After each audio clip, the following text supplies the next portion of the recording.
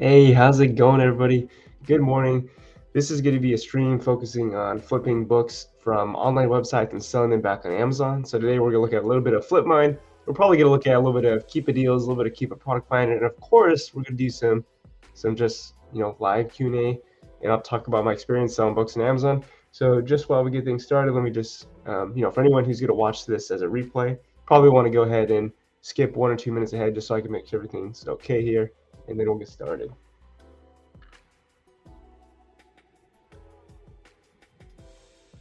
There. All right.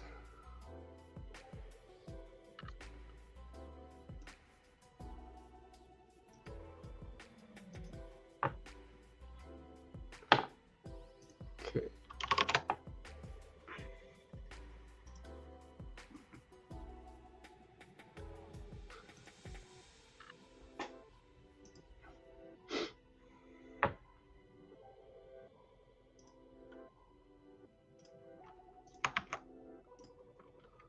All right, send out the Discord notification.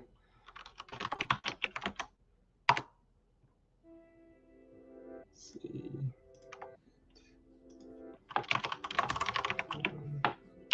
Hey, May, how's it going? Nice to see you there. All right, let's get right into it. So, yeah, tell me who's here in the stream. Where are you coming from? How's it going? Okay, let's go ahead and move back over here, and should be able to see me there. Awesome. All right, let's just quickly go over to FlipMine. We're also gonna type in some Keepa deals. We're gonna do a whole bunch of stuff. Hopefully, see if we can source some books, find anything for a good deal, flip it back on Amazon. So let's do it. May, nice to see you.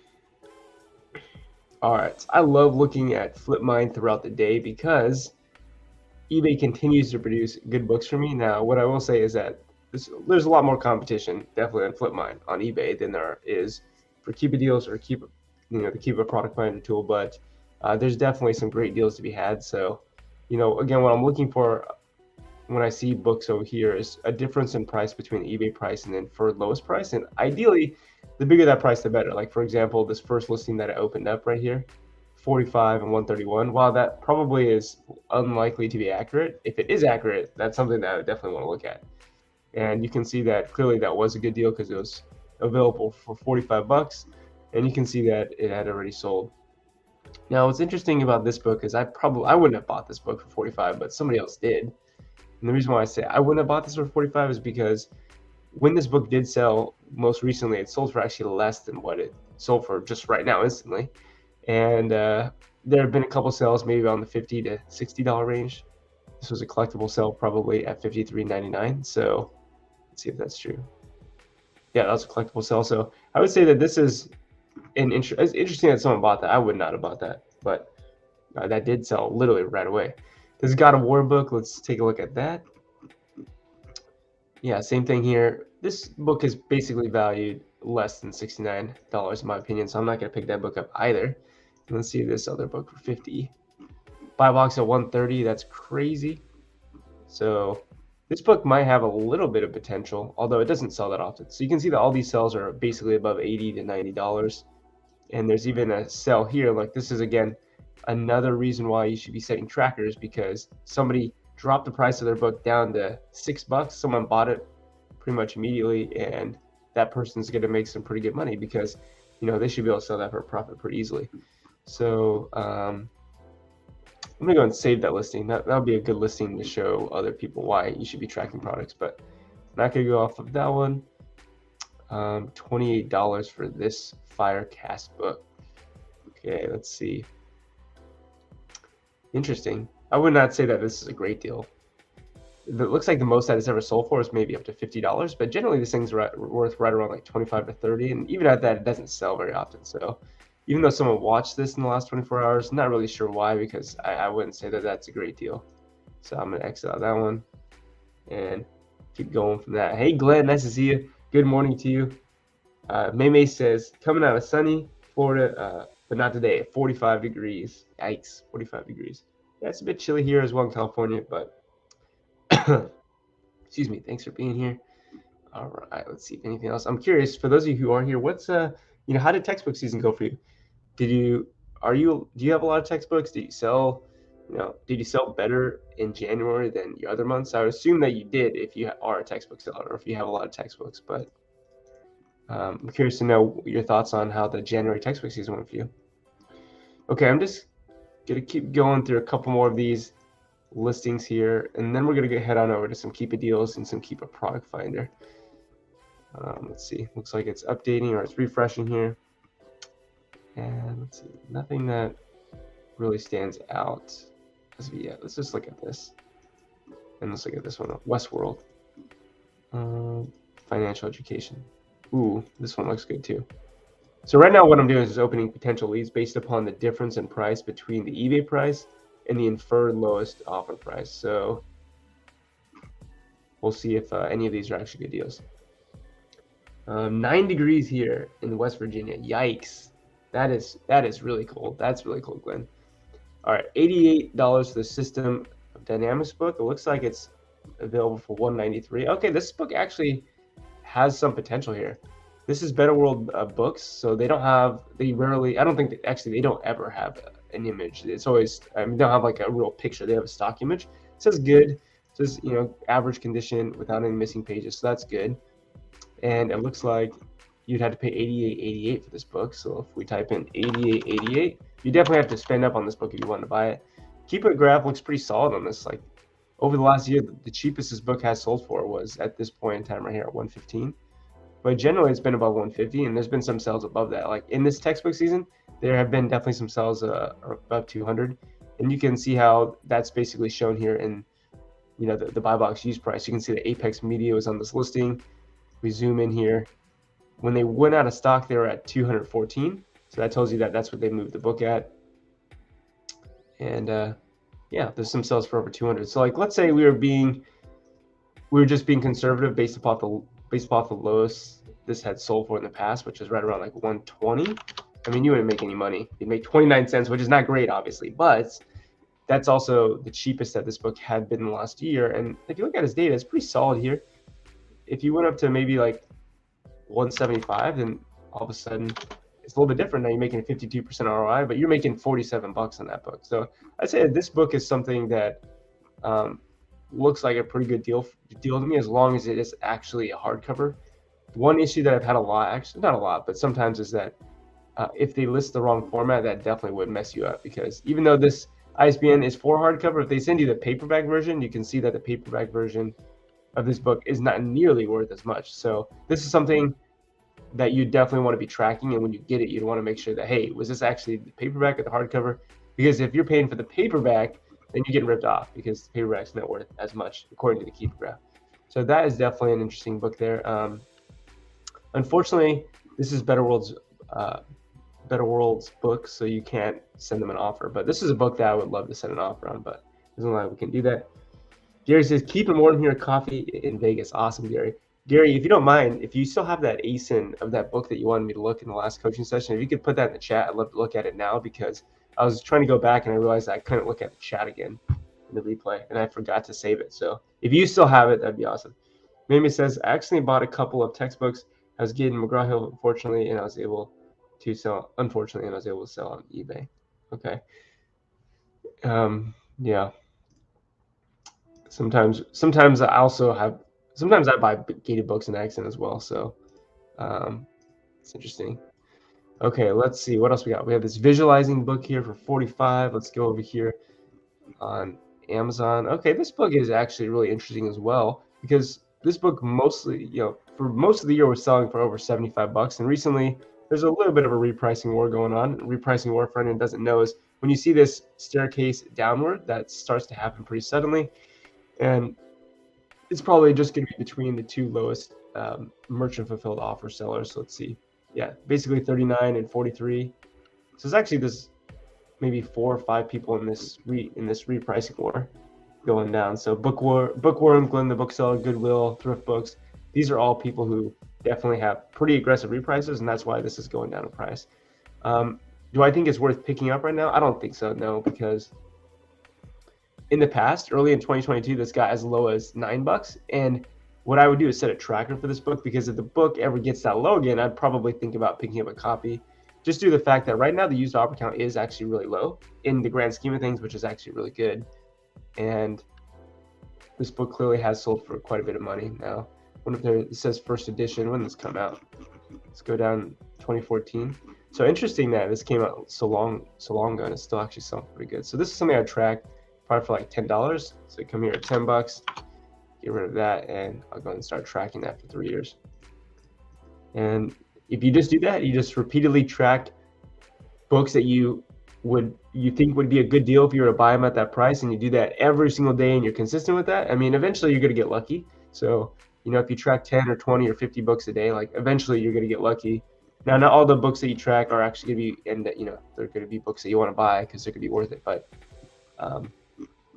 you will get lucky eventually. Okay, so this book here, what is it? It's a Jurassic Park book. It's really cool, although its value is very low. I mean, when it sells, it's right around the $5 mark or under.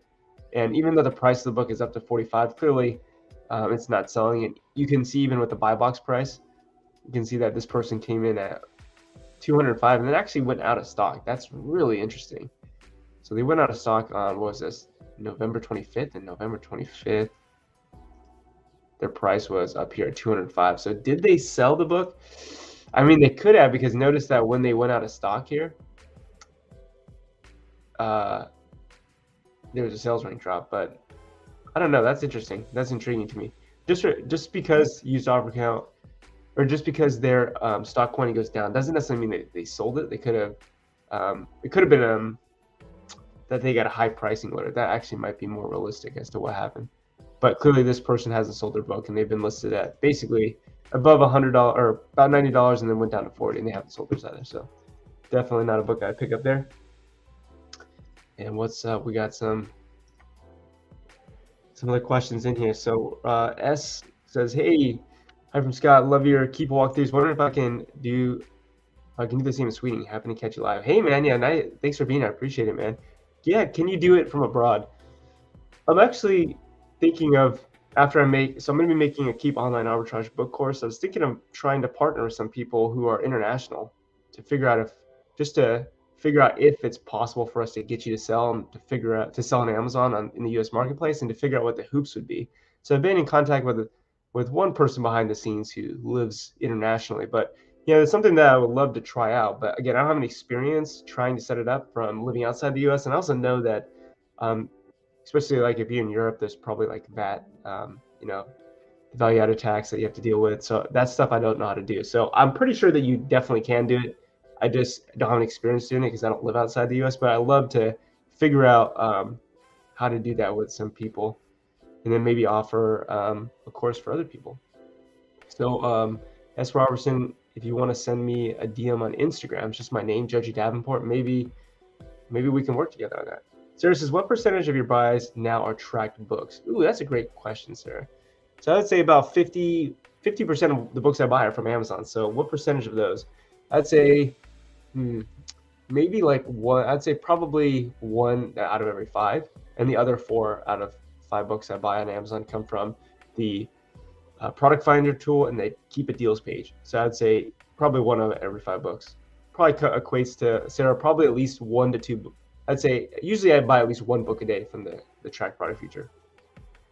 Hey, new to this, wondering what got you started with book arbitrage? Ooh, good question. It was mainly that driving around, doing local pickups, driving to thrift stores. There's a lot of wasted time in it, and it's like you can do so much more cherry picking if you do it online.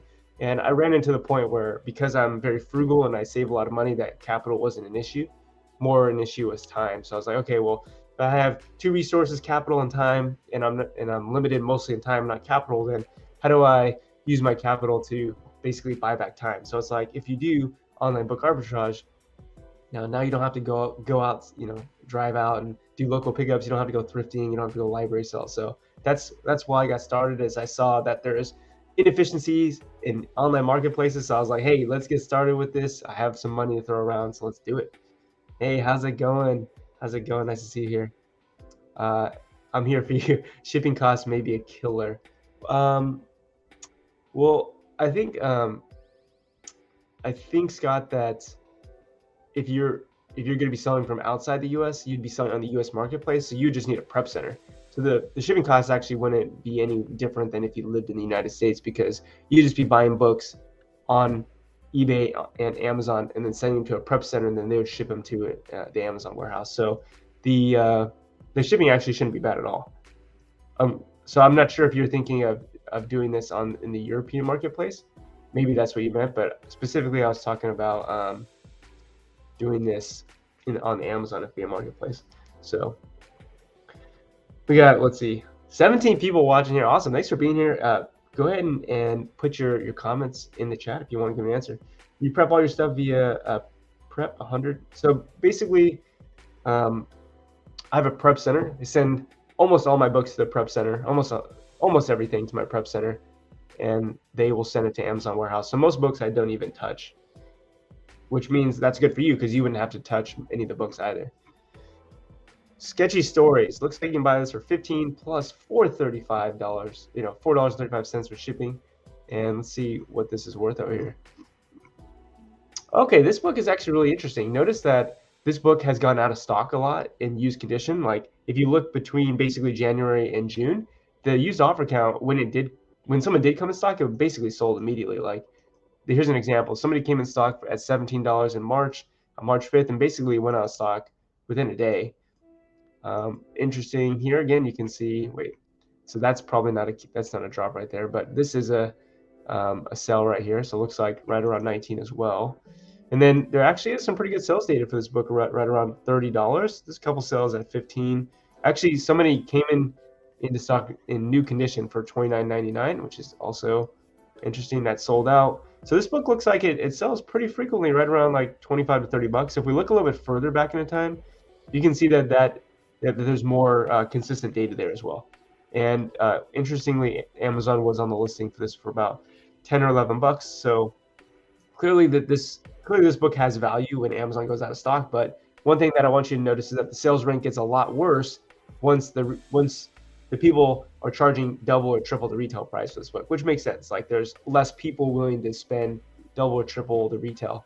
Now, do I think $93 is reasonable for this book as in terms of a buy box price? I'd say probably that's definitely shooting for the moon. But one thing that you do notice is that this RSK sales, I mean, they came on the listing at 86 bucks, and they actually went off the listing pretty quick, and their stock quantity went to zero. So it could be that they actually sold that copy. I've definitely sold books before for pretty insane, prime buy box bumps, but it's, I would say, a more realistic buy box, and this is probably like 45 bucks, somewhere around there. So this is actually, I would say, this is not a great deal, but if you bought this for $19.35, I would say I'm very confident you could sell this for 35 bucks, in which case you'd make $1.88, which is not great at all. So in order for you to make money on this deal, you would have to either get this for a cheaper price. So you'd have to either bid at $10 and hope you get it and buy it for $14.35, or you have to exploit the buy box, which it looks like this seller did exploit the buy box at that high of a price, which is pretty crazy, honestly. But again, I wouldn't say that that's a great deal, so I wouldn't even buy that if it were me. If that makes sense. It's a great model. Yeah, no worries. Joseph said, lots of booksellers are now switching to FBA only. Just wondering how long FBA will still even be a viable and profitable platform for book and media sellers. Yeah, that's a really good question. That's even something that I'm starting to bump up against, are restock limits. Restock limits for me are still around 1,000, and that's because my business model is selling books that really don't sell very frequently, high-ranked books. So I'm definitely going to have to transition in some way. I think what my goal is here, Joseph, is to maybe also down the line start a little bit of just regular online arbitrage, just regular OA, and just find some products that could sell and move quickly to increase my limits in terms of how much I can hold in inventory. But yeah, I definitely know what you mean. It feels like there is a squeeze on media sellers and definitely longer tail stuff. Amazon's basically getting to the point where they've done such a good job of advertising to actual sellers that there are so many sellers that it's like they have limited space, even though they have tons of warehouses, and they're basically like, hey, we are starting to basically be filled out. Like our warehouses are basically full of all this junk, and we actually now have the ability to just bring in good inventory that sells quickly from like online arbitrage sellers, wholesalers, private label sellers. So why don't we just basically give them all the space? So yeah, I definitely think that down the line there's going to be just more of a squeeze, but I wouldn't say that that should discourage you, because it's, you know, 1,000, even if you're capped at 1,000, or even if they go down to 500 eventually, like there's still quite a few books that you can have in inventory. And if you're buying books that are expensive and can sell for a lot of money, I mean, you still have the potential to, you know, sell quite a bit on Amazon. Maybe it says, do you have your VAs buying both on Flipmine and Keepa, or just Flipmine? I have them buying on both. Yeah, I'm buying on both. All right, let's come back over here. Let's do this. So Westworld book, 75 bucks. Let's come over here to Amazon, $149. Okay, so this book right now is clearly, I mean, I would say that this book is not, I would say it's a little bit inflated in price. And the reason why I say it's a little bit inflated in price in Amazon is not necessarily because it's not selling, but it's just selling less frequently. So notice that when this book was right around 65 and even a little bit higher, 110, notice how the number of sales rank drops is a lot greater, which means there are more people willing to buy this book. The used offer count is actually similar to what it is today. And in this period of time when the price has been higher, there have been fewer sales rank drops. So, you know, another sort of indicator that the used price is a little bit too high is that notice that what's sold here is the collectible copy at 125. You can see that collectible offer count went from 2 to 1 and the sales rank dropped. And you know, 125 is a little bit closer to what the book was selling back here for 110. Now you do see a couple more sales here as well. It looks like this is honestly probably a collectible condition sell, and also this is another collectible condition sell. So this book is, I'd say, on the upper end, probably selling for about 120, and then more realistically selling for right around $65. That's probably what it's worth. So over here, 75 bucks. This person has priced it,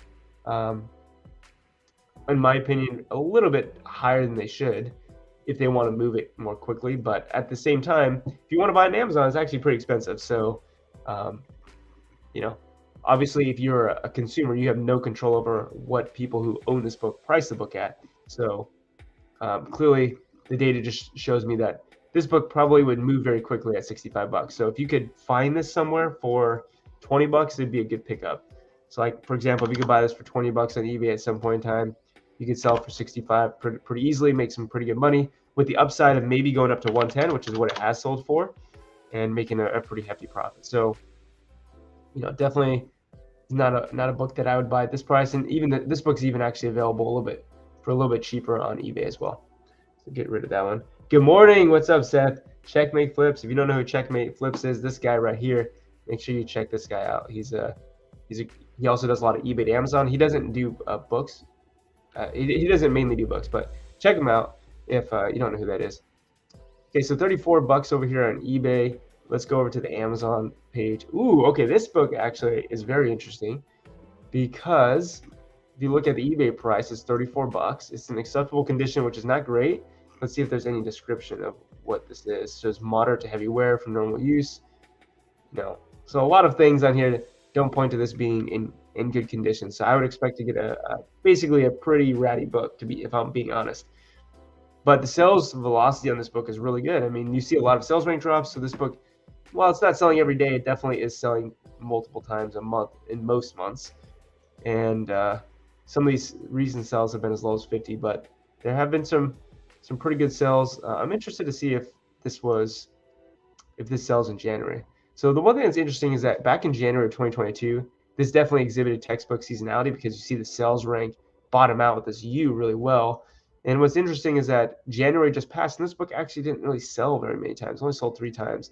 And the price of this book at that time was also pretty cheap. Like, you could have bought this book for as low as 50 bucks, and people weren't buying it. So that makes me actually a little bit hold up a little bit, because I'm wondering if this book is going to stop moving. You do notice that there is a newer edition. And if we take a look at this newer edition, it's been out for a while. So clearly this older edition has been selling while this has been out. Because, you know, this is, if we look at the publication date, this said 2019. Where did it go? Yeah, it said 2019. It's got to be down here as well. So it said this came out in 2019. So it's been out for a couple of years. So clearly people are still willing to pay for the older edition. And this newer edition, its use price is really healthy. It's staying high. It's not dipping or going down at all. So I would say that this book definitely could sell again. Now look at the buy box. Buy box on this is $199 from Rock City Books.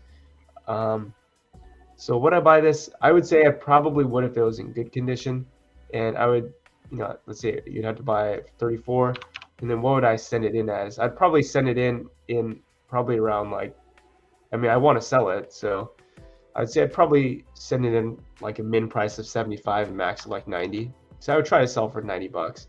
Notice that's actually significantly less than what it has sold for in the past, but just also remember that the newer edition is actually cheaper in the grand scheme of things over the last year because Amazon was on the price. They're basically holding the ceiling for how high you could charge for that book. So definitely, I think it doesn't really make sense to charge more money for the used condition or for the older edition in used condition than you can buy the newer edition in new condition. So, again, I'm also trying to move books faster. So even though there are historical sales for up to 170, I don't think I'd be that aggressive because your buy cost on this would be pretty low. But honestly, I don't like buying acceptable condition books because most of the time they're pretty ratty.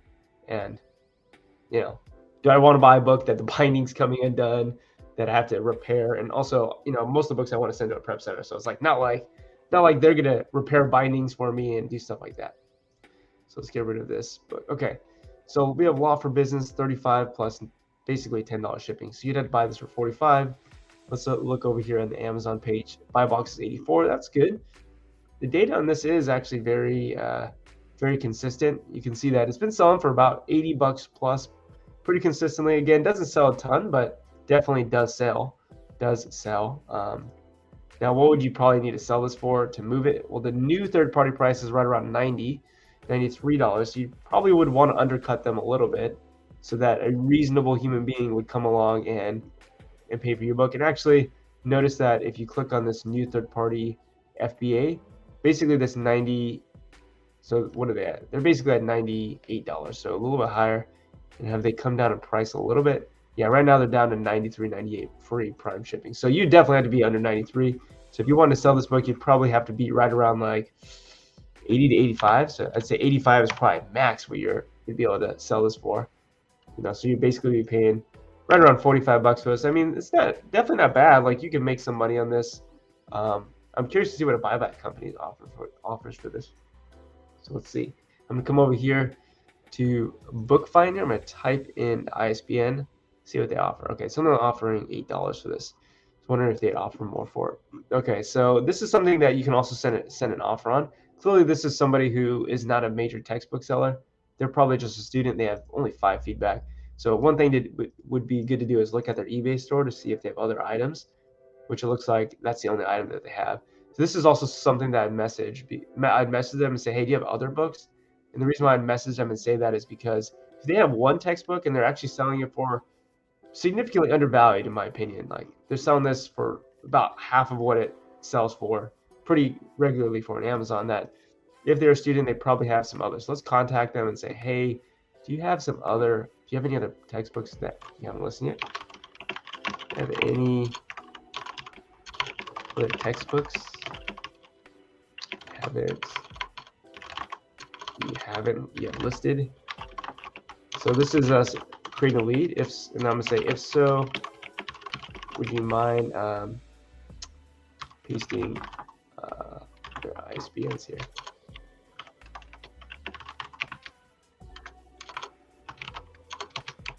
Thanks.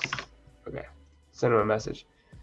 Let's see what they say. You never know. Maybe they do, maybe they don't. But let's say you send an offer on this for like 20. So if you send an offer on this for 20 bucks and you get it for 29, and all of a sudden this is a much better deal because you bake more margin into the buying. So I don't know if I ever really tell you this, but basically where the money is made is in the buying process, is buying stuff undervalued and then selling it for what it's worth.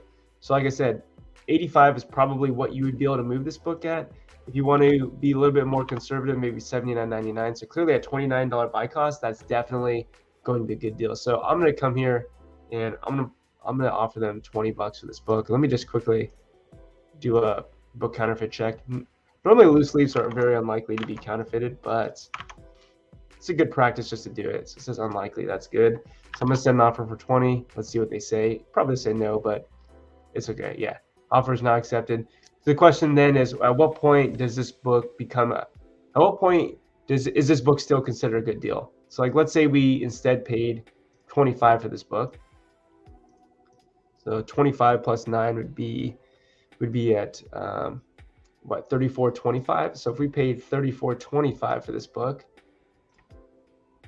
34.25, and then we sold this book for 79.99. I mean, you'd still be making a $20 profit. And I think this book would move. I mean, it's gonna take a little while for it to sell, because notice if you look at the previous, basically February, March, May, like there weren't that many sales, but again, it was selling for a pretty good price. There is also a newer edition of this available, which is also another thing to consider. And this has been out for about 3 years. So let's take a look at this other. Let's see real quick. Loose leaf for business law. Is this loose leaf for business? So this is 14th. This is the 18th edition. So even though these are connected, I don't know if this is even the correct. Yeah, these are actually different authors. So this is not even the correct updated edition of that book. So I think this is probably the newest edition, especially since it's only been out for 3 years. It's been out in 2020. So last offer I'm going to send this guy is 25 bucks. And if he says no, then it no longer really becomes a great deal, in my opinion. So send an offer. We'll see if he accepts it. I would buy that book at that price. Okay, let's see what else we got over here. All right, Seth coming in with they have more clicks. They have more click. So no, oh, they do have more. Oh, is that what you're saying? Click more, or they might have more. And then you said messaging people like that might be amazing. Yeah, especially if you set up like auto hotkey scripts so that you don't literally have to write out every message. You could just have a message assigned to a key binding, so you could just quickly send a message to them, and that would take you like less than 3 seconds. But see more. Yeah, I'll have to take a look at. I'll have to go back to that because maybe I was missing something. So Scott says, do you have any preset Keepa settings that target used secondhand books? Definitely in a lot of my past trainings, I've used somewhat similar settings that I've used for Keepa, like the Keepa product finder tab and the deals tab, but I always mix it up. So I never use the same thing, because if I always use the same preset filters, then basically I'd always be seeing everything that I'm showing. Like basically we'd all be seeing the same thing all the time. So I definitely mix it up. But just to give you like a general idea of what I look for when I use the product finder tab is I want to look for undervalued books. So generally I'm looking for books that over the last 180 days, like their average value has been, probably north of $50, and the current used price of them is between like 15 and 25. Like that's generally kind of the way that I do it. And maybe we'll do a little bit of that product finder tool here in a moment, just so we can see. Could you please show how to use a Keepa? Yeah, we might as well do that since you said that. So since we were talking about that, let's go ahead and quickly just see more on this seller. So see other items. Let's see if we're here. Let me see if you can see. Okay, yeah. Yeah, so it says only have one other item, I think, here, Seth. So unfortunately, that's not going to work. And let's just see. 34 for this book. Let's just see quickly. Yeah, not a great deal there either. Okay. Let me just quickly just see if Flipmine's update anything, because you can definitely get some pretty good deals on the stuff that's been updated recently. And we'll go from there. All right, so just quickly take a look at this Warhammer book. Buy this for $27 plus $4 shipping. Wow, there's a lot of people like watching these books. And yeah, this actually might be a better deal right here, but not a great deal, clearly. But this book is moving a lot, right around 20, 30 bucks. Like when people were coming into stock, this book was selling immediately. A lot of sales in the $40 range. Was now even recently been some sales upwards of 70 bucks for this book as well. So you had to buy this for 27. This is something that's gonna probably move on eBay quickly, because what are this price right now? Yeah, all the prices are 84. So this book will probably move on eBay quickly. From somebody who just even wants the book, like is a collector of this book, because that's even undervalued on eBay right now. And if you look at what's been selling on eBay, I bet they're higher, like 25 bucks. Not sure what that would sell for 220, maybe something special about it, but 25 bucks. So yeah, this is probably going to move, especially because you can send an offer on this. So how's the condition? The condition of that's not the best at all on the binding. The Flight of Einstein. Let's see. You can see unfolds. The Hersey unfolds. Okay. So what would I be comfortable buying this book at? Well, technically in the recent past, this book has shown history of selling for about 35 to 40 bucks. So you definitely need to send a lower offer, maybe like a $10 offer on this book, and then you'd plan to sell it. So if you send a $10 offer and you bought this for $14.35, then I would say you probably really easily be able to sell this for 45 bucks. And like I said, there have been sales recently upwards of 70, and there's actually no buy box right now. So Amazon's saying, hey, this book is too expensive. We're not going to give anyone the buy box, but you can see that this person sold out of their copy pretty much instantaneously at $59.95 the buy box. So it's possible that you can go up that high as well. So let's just quickly send an offer on this book. Let's make sure that it looks good. Library. Okay, so I'm gonna send a $10 offer, and I highly doubt that they would accept it, but let's just go over to let's go over to look at a little bit of the Keepa product finder tab, and let's do that. Okay, so you're over here on Keepa, and the way that you would do that is you just type in, you can just type in Keepa, and you're gonna have to log in obviously to your actual account, and you have to pay to use these features as well. But you could come up here to the data tab, and then you come up to the product finder tab. And now what we want to do is put a few filters in here to find books that are good leads, potential books that we'd want to buy. Really, we're trying to find undervalued books. And so the way that we would do that is first identifying a sales rank. So in my business model, I'm willing to find books that have really high sales rank, because books that sell less frequently are going to have more opportunities to see the book go undervalued for a shorter, for a period of time where you can actually come along and buy it. And the reason why it's easier for you to do that is because there are just less eyeballs on the listing. So it's like, if you have a book that's very valuable that sells for over $100, but it doesn't sell that often, like maybe it sells only once or twice per month, and then all of a sudden 2 people go into repricing war, the book goes down to 25 bucks, then there's an opportunity for you to snag that book. So this is why I like looking at higher sales ranks. Like I always usually go up to 2 million.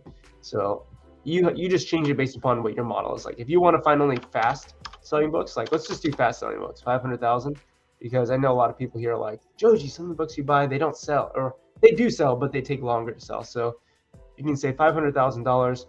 Amazon new price, you'd probably want to be at least, I'd say minimum, probably like, let's just go minimum $65. Let's see if we can find some books that are a little bit cheaper. Let's have the new third-party price be at least like 60 bucks. Generally, the new third-party price is going to be a little bit lower than Amazon's price. Then we're going to keep scrolling down to the used price. Okay. So here's how you would use the used price here. Ideally, you'd want to find a book that has a certain value over the last 180 days, pretty consistent, and then all of a sudden its current price today is a lot lower than what it has been in the past. So let's say in the last 180 days, we want the average value of this book to be between, let's say, $30 and let's say $50. And then let's say we want the current price today to be between $0 and maybe like 15. So what this would return is a book that generally is between 30 to 50 bucks at the lowest used price, but today it's less than $15. And therefore it would probably be undervalued, especially if it sells ranks under 500,000. So let's just keep going down. Let's keep going lower, lower, lower. You can even track for like eBay used price, although a lot of the times Keepa pulls data from eBay and it's not very accurate. Not because Keepa's doing anything wrong, but because people on eBay are eBay sellers and they list books with the incorrect ISBN all the time. So it's actually just a user error rather than Keepa. And then let's go ahead and click the book category. You can see that basically 41 products meet our criteria. You just click find products. And from there, let's go ahead and take a look at some potential books here. Okay, so this community health nursing book, obviously this book has a great sales rank. This book definitely has been selling for between $30 and $50. Like back here in the first 6 months out of the year is basically selling for between 45 bucks. Even back here is above 37. And then today you can see it's 14.28. So this found us a product that meets our criteria exactly. The question is, would I buy this book? And let's take a look at the Keepa chart here, and let's look at some of the used offers to see if I think that this makes sense. Okay, so the first thing you got to do is you got to look at the used offer count. Used offer count means how many people are selling the book, and the number one thing that you'll see is as the used offer count rises, the used price of the book goes down, because basic supply and demand, the more people selling the book, the lower the price theoretically the book should be, because there's more competition to sell the book. There's more downward pressure. So first thing I noticed about this book is that even though we saw this actually really steep used offer count decrease because of textbook season, the price of the book is actually going down, not going up. So, you know, clearly for us to find this in our filters, it has to go down, right? That's the way that it works. The question is, do I think fundamentally that this book is going to rebound in price? Well, one thing that would be good to do is compare the used offer count today to last year. So right now it's at about 50. The previous year is about 55 as well. And see what the used offer count did last year. So you can see that basically it went up, up, up again. It looks like there's a textbook season in May, in July, and also September here. So then the used offer count went back down here in May. So it looks like the fact that we're at the same, basically the same used offer count at this point in time as we were last year, that's a good sign. If we were higher at this point in time last year, that'd be a bad sign, because that'd mean that there's more sellers on the listing. Okay. Now, one thing that you can see is that there is a general trend of the used offer count rising. Though you can see that basically with each new year, basically we basically reach a new high. So I would say that this trend is probably going to continue. And also notice how the used price, even though it does go up and down, it's generally going down. So this is a book to me that is only really showing history of going down in value, not really showing much history of also going to rebound and go back up. So that's not to say that you can't sell this book and make profit on it, because notice that even today, you can pick this book up for $14. The buy box is $32, which is basically double the price of this in used condition. I mean, this is probably not free shipping though, so you'd have to spend $18.24. So you spend $18.24, and you'd have to, let's say, the buy box on this is $32. So you would lose money if you sold it at that. But buy box price looks like pretty consistently is right around like 45, 50 bucks. So this is a book that I wouldn't buy. And also this is a book that I will look at pretty much immediately and say I wouldn't want to buy. I just kind of did a Keepa deep dive for you. But the reason why I would pretty much immediately not look at this book is due to the fact that when I do hover the chart, I see like the used price is basically consistently going down. And also this is a book that has a new edition that was just published. So if you can see 8th edition here, there's no used offers on this because there's just no one who has this in stock. It's basically been on Amazon for 196 days. So eventually we're going to transition to this new book. So this is something that I personally want to buy. Yeah, checkmate there. Seth, there definitely is a newer edition on that. All right, this is interesting. So similar, again, you see this book selling for between 30 and 50 bucks pretty consistently, and then all of a sudden we have a big dip in price down to $14.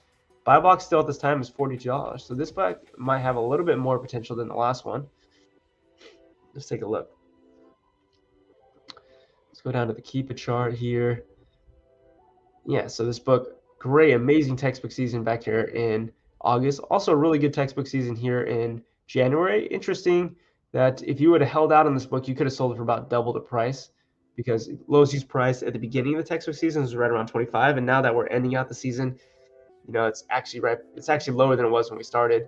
Look at the used offer count. That's gonna be the most important thing. It looks like it's higher than it was in the past at this point in time, which is not a good sign necessarily, but I'm not also seeing huge increases in used offer count. There is a newer edition of this book as well. This is the international edition. But it also says 17th edition, and this is the 8th edition. So we could open this up to see if it coincides correctly with that other book. But this book has a little bit of potential. So let's see what you would buy this at, and let's see what the offer counts look like.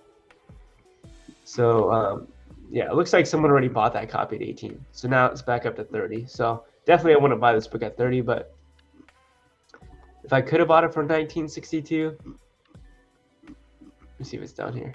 Yeah, okay. So we could have bought it for 1962 plus shipping. It would have been like, let's say $24.61.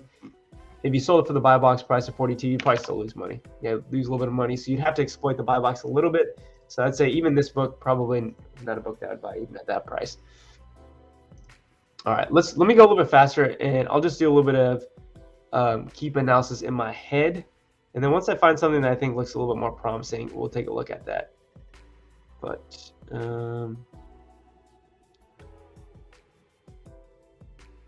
let's see.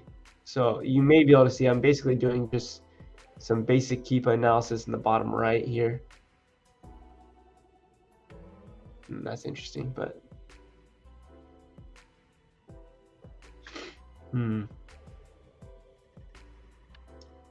let's see, keep going. Let's look at this book. Basic statistics. So this book definitely doesn't sell as much. Right now it's right around $9. User offer count is starting to become significantly higher than it was in the past. In 2021, 2022, this book was selling for quite a bit of money as well. And by the way, when we're looking at these books on Amazon, remember that a lot of the times you can probably buy them for cheaper on eBay if there is an eBay listing. Like this is $11.56 on eBay. And let's see what the lowest price is. $9 probably plus shipping. So yeah, you could actually buy this a little bit better for a little bit better price on eBay. But let's take a look at this one. Buy box on this is $44 right now. And buy box winner has got up to $60 for this. It looks like they did sell one copy here January 16th, so they did move it at $66. That's when the used price is right around 20. So again, I'm going to say that this is a great deal necessarily, but like let's say you could pick it up on eBay for, where is that price? $11.56.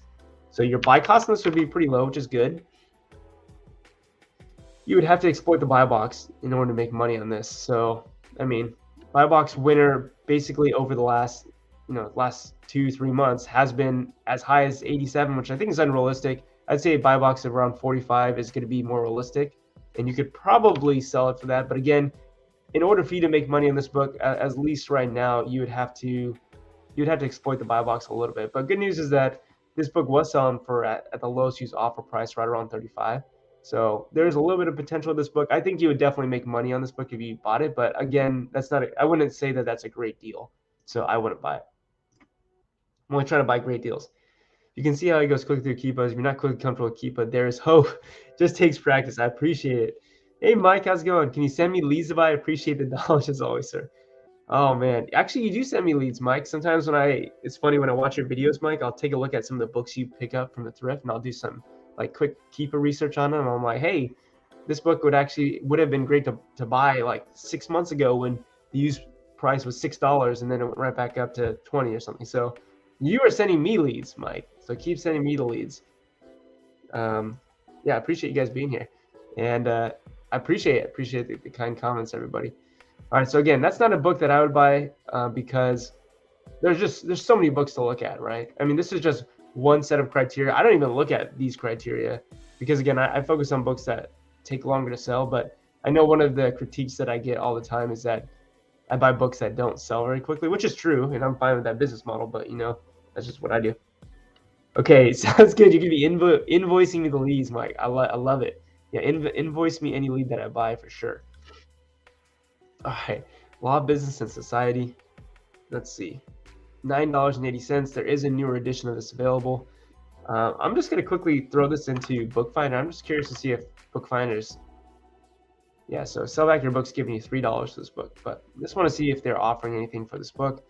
Look, this is a stereotypical repricing war between Amazon FBA sellers. They're just trying to get rid of their stock quantity. You can see Rent You has come into stock with a lot more copies, and that's why they're being much more aggressive to try to sell this book. Because again, one thing I'm telling you is that the number one thing that you're gonna trip up on when you do online book arbitrage is that you ignore the used offer count, which means that you ignore how many people are selling the book. What you've seen is that when this book was selling for 120, the used offer count was at basically 15. Now it's at 50. It's literally tripled in number of sellers. So you can't realistically expect for the book to sell for this because the market is dynamic. It's fundamentally changed. Same thing here. When the price of this book, even when it was selling for 60, and then even when it's selling for 24, like, I mean, the used offer count was basically double. It was over twice as large as it was back here. Now it's 3 times as large. So I would say this again is a book that I wouldn't buy. And this is kind of the argument for why I tend to not really buy books that sell more frequently, because generally when those books go down in value, it's because there's a newer edition out, and that's why that's why it's gonna be harder for you to find the book. Now this book, on the other hand, I think is probably a buy right off the bat. So I see this, I'm thinking that this is a book right off the a buy right off the bat, but I'll show you in a sec why. Liz, I appreciate it. Hit that like button. Yeah, it actually does really help out the channel. If you're finding value, hit that like button. I would appreciate it. Okay, Scott says, so you're happy to sit on a book for 6 months, but what kind of ROI am I shooting for? Good question. If I know I'm gonna sit on a book for 6 months, it's gotta be minimum 100% ROI. And generally, a book that I would sit on for 6 months is going to be a book that's more collectible. Doesn't mean I'm selling it in collectible condition, but by collectible, it's a book that's out of print, that has a lot of that has demand, historic, sustained demand. It doesn't have to be selling all the time, but it has to be consistently selling above a certain price. So like, there's a lot of books that I'll buy that might be worth $150 or $200 or $300, and they don't sell every day. They sell maybe 3-4 times a month, or maybe even less, maybe once, twice a month. But they have a sustained selling price at that use price, if that makes sense. So I would say minimum, I'm looking for at least 100%. Ideally, it'd be closer to 200% or more, though. But good question. All right, let's take a, where is this book at? Right here. Okay, this is a book that I think is going to be a buy. So let's see if it actually is a buy. Buy box on this is $68.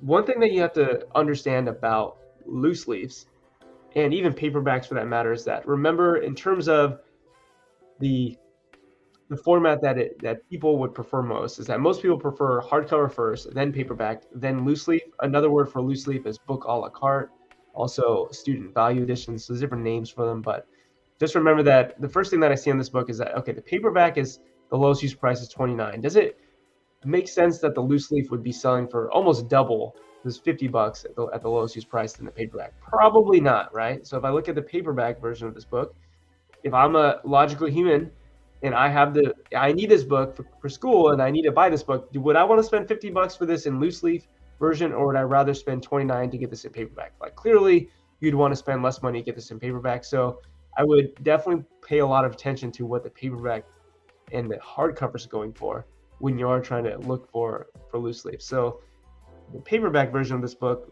in the recent 6 months has been selling for right around like 35 to 50, and is now actually a little bit less, right around 29.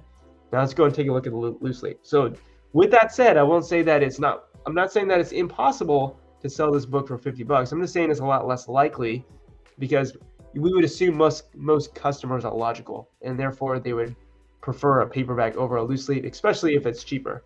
But with that said, notice that this book definitely has some sales rank drops. And again, notice that the reason why the price of this book also went down is probably due to the fact that, that the paperback has come down in price. The buy box has stayed pretty consistent. Notice that the person at this buy box, Delicious Merchandise, what a name that they have, though. Notice that they haven't sold it. So they're coming down in price a little bit, but they're still in stock, which means they haven't sold it. They basically have been winning the buy box for the last 3 months. No one's been willing to buy this book. That's actually not true. When did they come on the listing? So they came on the listing back here November 9th. So the previous buy box winner was Z&L Resells. It looks like when they went out of stock, they went out of stock at $85. So they sold those right at the beginning of January textbook season. They sold it for $85. January 1st, let's look at what the paperback was selling for on January 1st, to see if we can kind of compare the prices, to see kind of what that period of time looked like. So let's go back to January 1st. The lowest use price at the time was $40. The buy box is actually $57. So there's actually real data to show that, even though what I just told you, even though I just told you that no logical human being should pay more money for the loose leaf when they could have bought the paperback for cheaper, it looks like that factually did happen. So I'm not saying that it can't happen. I'm just saying that it's unlikely to happen. So you should probably always base your assumptions off of what a logical person would do, because we assume that more people are logical rather than illogical. But that person looks like they moved theirs. I would say even at $9, I would say that I would probably still buy this book, though, because I still think that I could flip this for $39.99. Now, unfortunately, someone just bought this book, so I don't know if maybe one of you just bought this book, which is fine. That's also, I'm glad that you bought the book. But what I would say here is that I would, at $8.99 plus shipping, you'd be into this for about like 12 or 13 bucks. I would sell it for $39.99, and you make a $10 profit. And I would bet you that would sell pretty quickly. And you could, again, like, buy box is $68. Someone had moved it, but again, this other person who's winning the buy box, they've basically been on the buy box for a long time and they haven't sold it. So even with all these sales rent drops. So I'd say $39.99 is what I'd probably list that at for sure. Hey Leah, how's it going? Can I rec an alternative to Seller's Amp? Don't want to spend that much money yet. Ooh, good question. Good question. If you go over to, let's see, Chrome, Google Chrome Web Store, you're probably going to just try to find some sort of Amazon extension that is free. And I'm assuming that you want, let me see, I'm not sharing my screen. I'm assuming, Leah, that you want something that's like a calculator, right? So Amazon FBA calculator, let's see if that, so you have this Amazon FBA calculator free by Amazon Scout. You have this as well, calculator. I mean, what I generally use SellerAmp for is just a calculator. It's just built in, it looks really nice. There are other features that are also helpful, but if that's what you're looking for, mainly calculator, I think you can get stuff like that for free. So you just, you just type in Amazon FBA calculator and you can just, you can add it to cart. It looks like I even have this added to Chrome. I just don't ever use it. So there's potential to use that. But what do I use SellerAmp for? Mainly I use it for the profit calculator. I also like these tabs, the search on eBay and the sold on eBay. So if you want to know if this is sold on eBay and click on that button, you can see that January 29th, which was just a few days ago, this book sold in pre-owned condition as a loose leaf for basically $43, $44. So there's even some sales there. Now, let's see if this is what this is listed for. It's listed for as low as 22 right now on eBay, so you can buy it for cheaper. I also like exporting to Google Sheets. So like if, let's say I was going to buy this book, I can export it to, my mentorship example here. So like, let's say I did buy this book for 13 and I thought I can sell it for 39. I would come down here and say, okay, how do we find this? We find the tag, we found this with the product finder tab. Then we can say, I'm going to add this to my mentorship example sell sheet. So then let me open up that sheet on SellerAmp. Let me log in here real quick. And let's go to sheets. Let's go to example mentor sheet. And you can see that basically that data pulled in here. So it's an easy way to track. Like you have the URL to the book, you have your cost price, your break even, your sell price, and then you have your potential profit. And then over here, I've added some stuff to like, this would be just some other sales. Like let's say we sold this next month, 3/4/23. It would tell you how long it took to sell. And like I said, let's say we did sell $39.99. I would assume after fees that's probably like $25 from Amazon. So it'd tell you your profit and your profit margin and stuff like that. So yeah, that's why I think SellerAmp definitely is really cool for that feature. Also, you can somehow sync this up with Seller Toolkit down here, export your data to Seller Toolkit. I'm still trying to figure out how to do that. And also they have a Keepa chart, which I don't ever use this Keepa chart because I think it's just so much easier to look at a Keepa chart rather than look at this. And also this doesn't show used condition, only shows new condition. So it'd only be helpful for OA sellers, if that makes sense. But yeah, Glenn says FBA calculator. Scott says I have loads of questions now that I have you live. I hope it's not a distract. No, definitely not at all. Do you get books returned? For sure. Yeah, I get books returned all the time. And what happens is, because Amazon does all the fulfillment, that book goes back to the Amazon warehouse, and an Amazon employee has to basically answer a question. Is this book fulfillable? Yes or no? If they say yes, then it goes right back into inventory, goes back live on Amazon. And if somebody buys it, then it gets shipped back out. If the answer is no, it's not fulfillable, then they basically, in my inventory, say this item is unfulfillable, you need to remove it. And for you, Scott, that's going to be the biggest pain in the butt for you living outside the US, because you're not going to have a physical US residence where you can actually inspect the book. Because a lot of times what happens is when you get a book that's unfulfillable, really it usually is fulfillable. It's just that whoever is at that job at that point in time is making a subjective decision. So they might get the book, there might be like a tear on the front cover and they're like, oh, okay, that's not fulfillable. Versus it might actually be unfulfillable because the spine has completely come separated. Like obviously that's not fulfillable, but I'd say probably like 75% of the books that I return to my house that are unfulfillable are still fulfillable. And they might need a little touch up. Like you might need a little bit of tape on the side so that the cover isn't ripped. So that's going to be the number one issue that we have to solve for people who live outside the U.S. But yeah. Oh wait, you had one more question. Do they then go back to the prep center? Yeah, you can have the prep center receive your inventory back for you if you want. You have to pay them a fee for that. And also, I'm not sure if they will. I don't think that they like they would inspect it and they would probably also just determine whether or not it's fulfillable. So like the good news is that it's probably 75% of the time it is fulfillable, so they can just send it right back in. They just have to list it under a new SKU. But if it is truly unfulfillable, especially since you're living outside the US, you probably would have to have them just throw it away or trash it, and which means that you would be losing money on that book. So that'd be unfortunate, but that's probably the reality. He says, yes, okay. Yeah, no worry. So I definitely think, Leah, that SellerAmp has value. Again, for me, it has value for the Google Sheet integration, and the calculator is just a bonus. It's nice.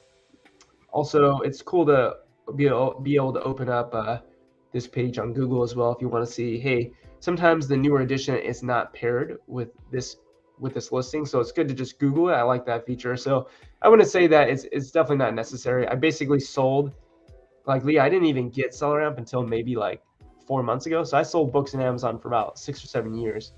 And obviously, most of that time, SellerAmp never even existed. But the point is that you can 100% do it without SellerAmp. I did it all the time. Let's go back to FlipMine. Is there anything new here? Calculus for AP. I'm just quickly coming back here. I know we want to look at the Product Finder tab, but I'm just trying to see quickly if there's anything interesting that's popped up. 98 on eBay. 100 on Amazon, 150 buy box. The price of this book has come down a little bit, but also notice that the used offer count is rising to, it's rising higher than it really has ever been before. And if the used offer, if the used price is going to change that much from such a small increase in used offer count, that's probably not a good sign at all. And you can see that partly that was due to whoever this new third-party seller was, them going down in price. Let's see. We click on the new third-party seller. It was Techno Books. So technically Techno's books, they just said, hey, you know what? I just want to get rid of my stock. And it looks like they got rid of all 3 of their copies at the same time. Probably what happened, honestly, is that a reseller probably bought these 3 copies, and they're probably trying to flip them for 155 or maybe even higher, maybe for 200. But I wouldn't buy that book. Not a great deal. It's also a lot to spend on a book, 99. Here's another example of a book that, this is interesting. This has sold up for up to $300, but notice that when this book sold for $300, it was only a few times, and it was also for a very short period of time. More realistically, this book was selling for between 140 to 190, and then now the used price of this is as low as like 70 or 80, and even at that price, it's not moving that much, even though the used offer count is pretty low. So what is this book? It's a geometry book. This is a teacher's edition.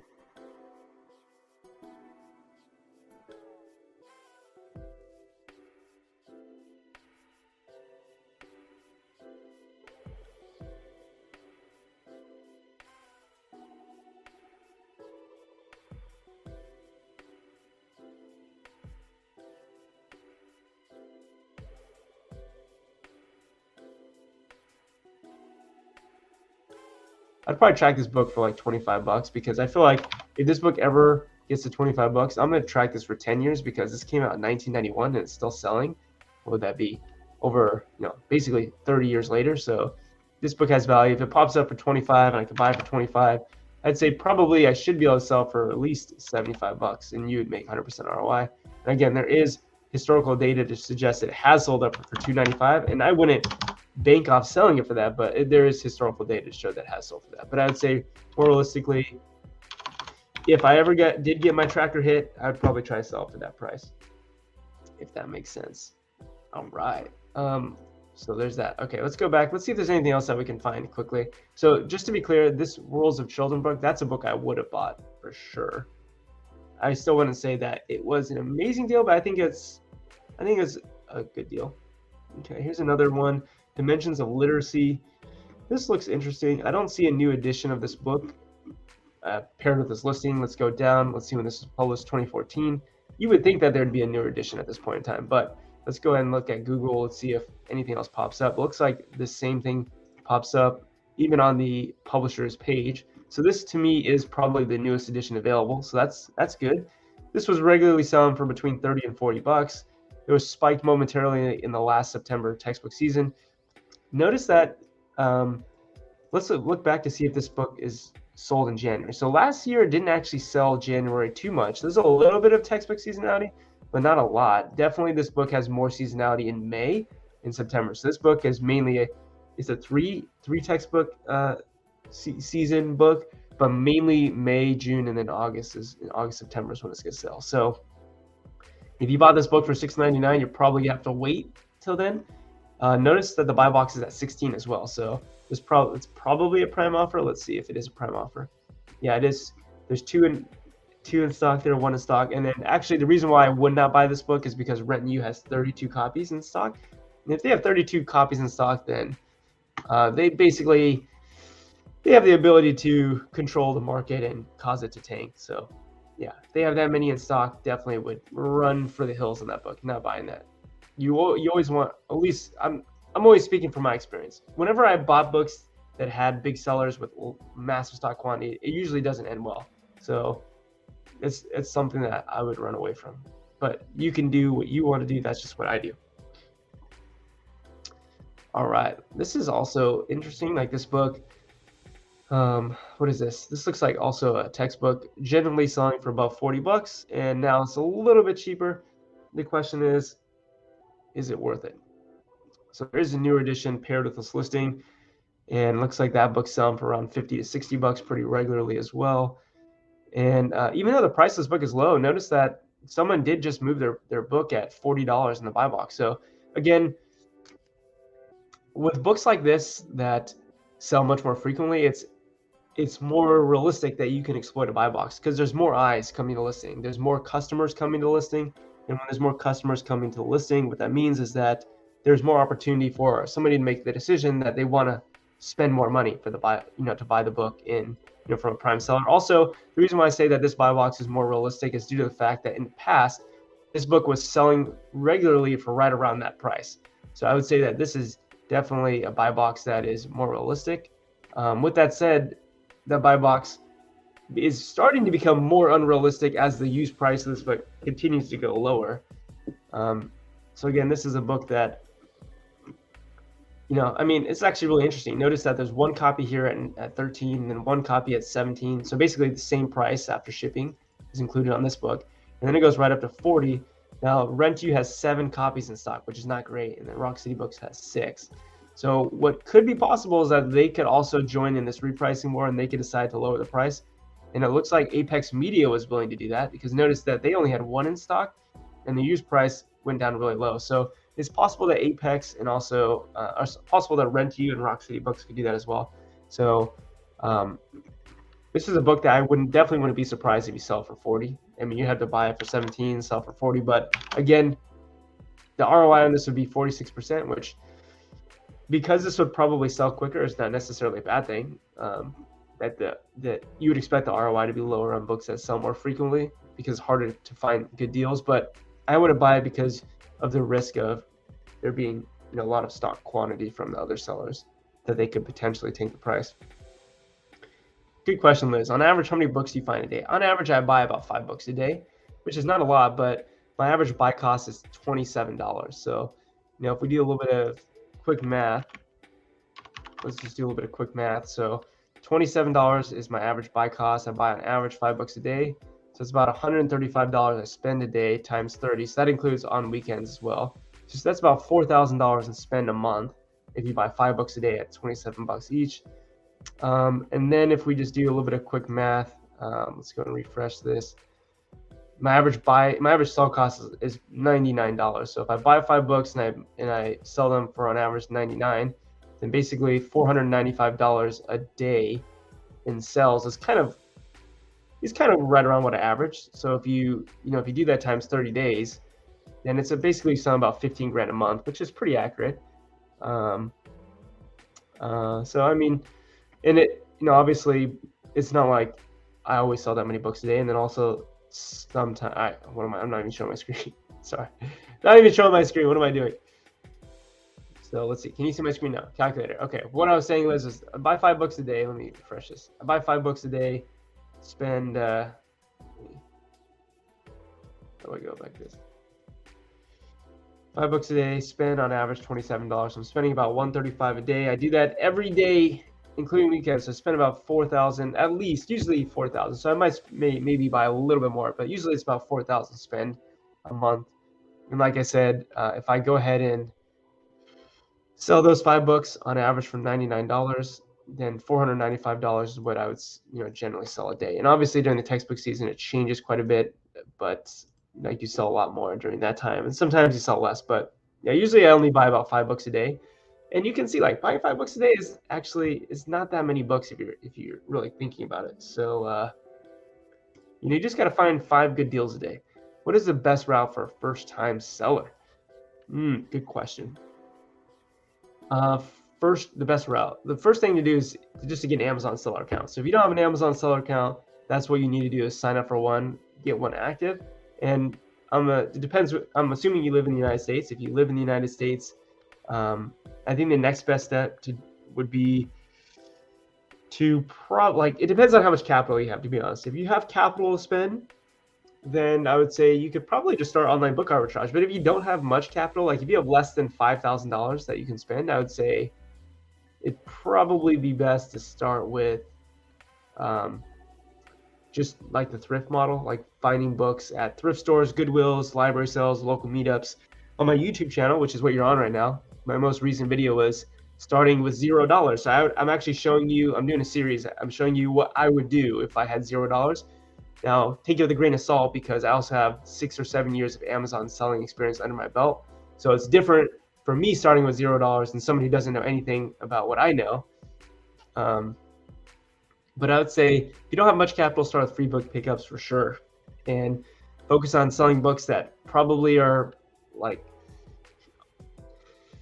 if you're doing free book pickups and you haven't sold, I'd say try to stay under 500,000 for the books that you're selling that have any profit that's like, anything that's less than $5 profit, you'd want to stay under 500K for sure. Anything that has profit potential of like 15 or more, then you'd be okay to spend to go up to 1.5 million probably. But it's so hard to say like a specific sales rank because sales rank's so dynamic. But I would say it depends on your capital. So if you could tell me a little bit more information about where you're at in terms of your capital and also your current Amazon knowledge, then I can give you a better answer. Mimi says, I want to be at your level and I get frustrated, but I have to remind myself that you've been doing this for years. Started 3 months ago. Yeah, good question, Mimi. And I know that you found some books. Like you said that you found some books. And yeah, just think about the repetitions that I have. It's like,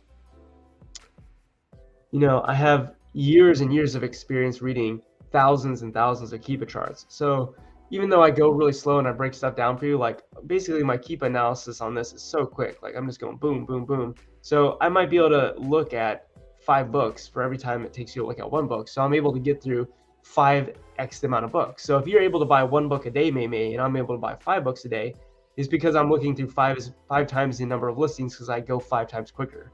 And the only way that you get better is by continually, one, having experience doing the thing. A lot of the things that I've learned is like based upon past experience. Like I'm telling you, used offer count rise is the #1 issue that you're going to run into for you buying a book that you can't sell and make a profit on. The second issue is buying books on listings that have high stock quantity. But the only reason why I know that is because I've done it and I've experienced it and I've noticed that, hey, these books did boom for me. Ooh, Robertson said, of those 5 books a day, how many of them are found by VAs? They're basically all found by VAs now. So my 2 VAs, they basically find those books for me. So I rarely do my own buying anymore because I basically made a course for my VAs and said, hey, do this.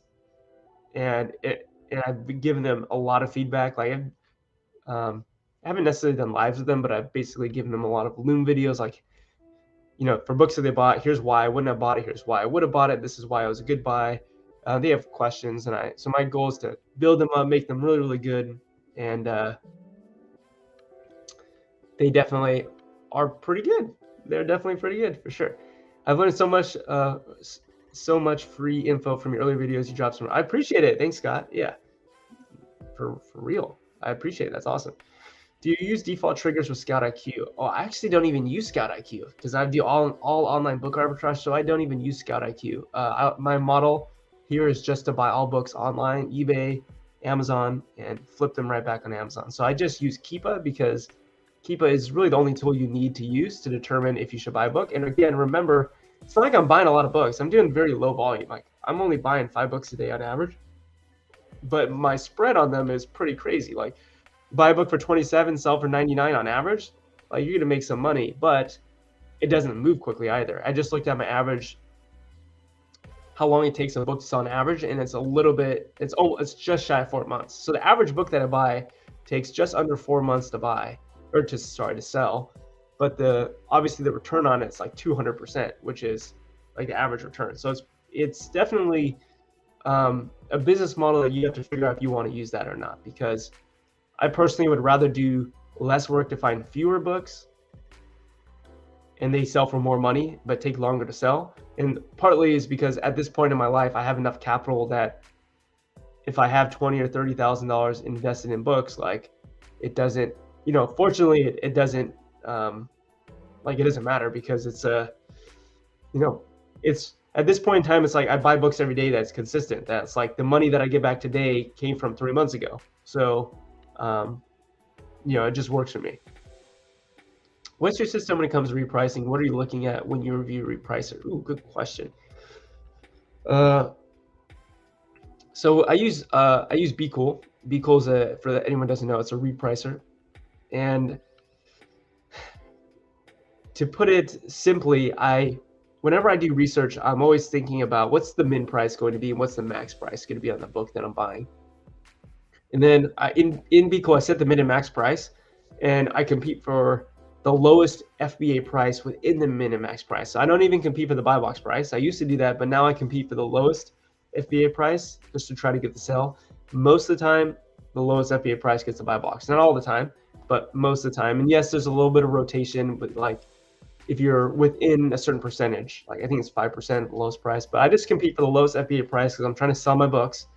And again, my repricing strategy is to set the min price at what the book historically has sold for very consistently, and then my max price, which is a little bit higher, to exploit the buy box. So I'm trying to basically only reprice the book one time, Glenn, and sell it in that min and max. So the goal is that you just set the min and max one time and never have to go back and redo it again, which obviously isn't true. Sometimes I have to do that, but one of my goals in the near future is to come up with a BeCool repricing video. I'm definitely not a BeCool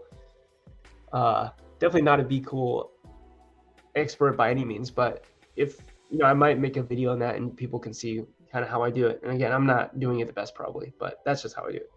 Sarah says, are you using the AI BeCool or the 25? I'm using the $50 version, Sarah, and that allows me to set custom rules.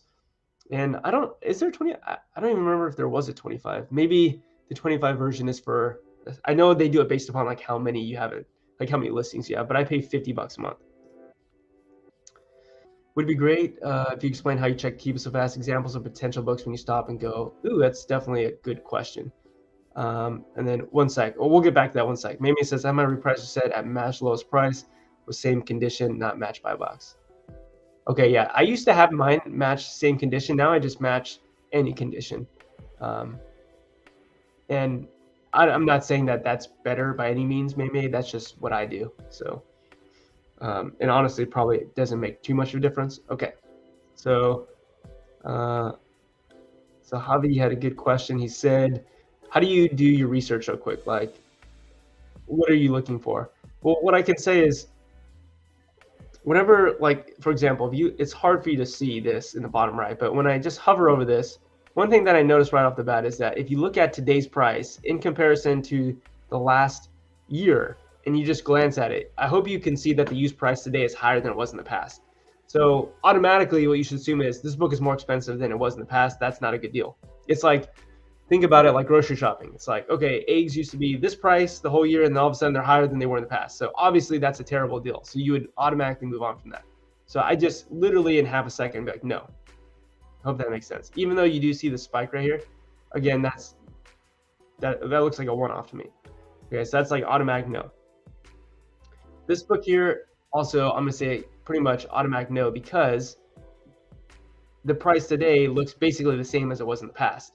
So same sort of analogy. If, am I sharing screen? Yeah, same sort of analogy. If what you could buy the thing for today is basically what this thing has been worth in the past for basically almost the entire past, then that's also not a good deal. You're just buying it for what it's worth. It's like, think about the eggs example. It's like, okay, eggs were this price, $3.99, and then they went up in price a little bit, but then now they're back at $3.99. Obviously, that's not a good deal, because that is what that thing is worth. It's worth what it was worth in the past.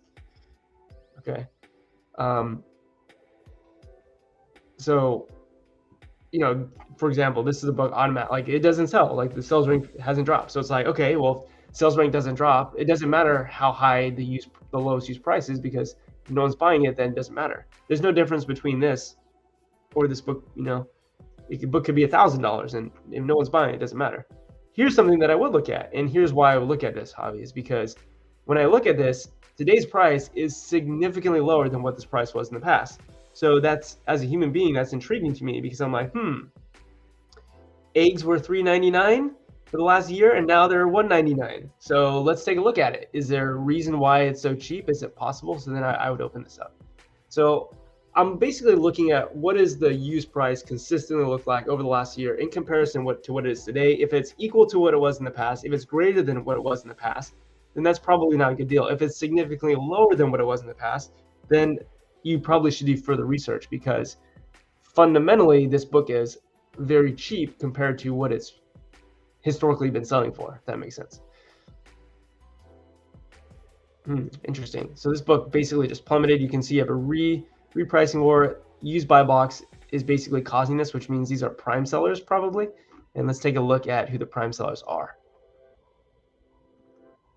Ooh, this is actually really good. And in my opinion, some of y'all need to hop on and buy these, because look, 928, one in stock. Actually, hold on, before I say that, so rent used in fair condition. This is also in fair condition. Let's get rid of both fair conditions and let's go to good.